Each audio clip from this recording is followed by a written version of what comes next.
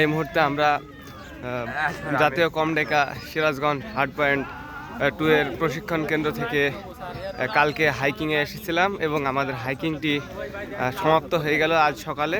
এখন আমরা রওনা হব, আমাদের সাথে আমাদের ইউনিটকে নিয়ে রওনা হচ্ছি। আমরা এখন যমুনা নদীর ধারে যাব এবং সেখান থেকে আমরা ট্রলার যোগে যমুনা নদী পার হব।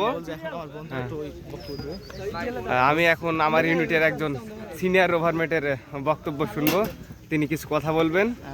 আসলে হাইকিং এমন একটা জিনিস, আসলে আমরা হয়তোবা সেই বিশ্ববিখ্যাত কুখ্যাত সে বিয়ার গ্রিলস, যার কথা আমরা না বললেই নয়, তারকে আমরা দেখেছি তার যে প্রতিকূল পরিবেশে কিভাবে সে সারভাইভ করে, বরফ, তারপরে জঙ্গল এবং বিভিন্ন ধরনের প্রতিকূল পরিবেশের ভিতরে সে জীবনযাপন করে থাকে।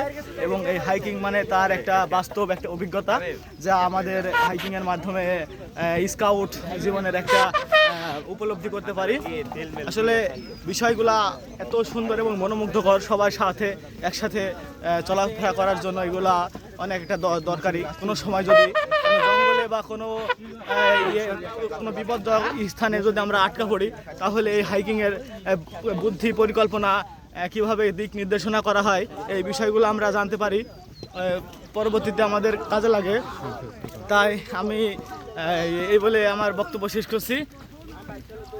আপনারা ধন্যবাদ। এই মুহূর্তে শুনলেন আমাদের ইউনিটের একজন সদস্যের মূল্যবান বক্তব্য এবং তার মাধ্যমে আমি শেষ করছি।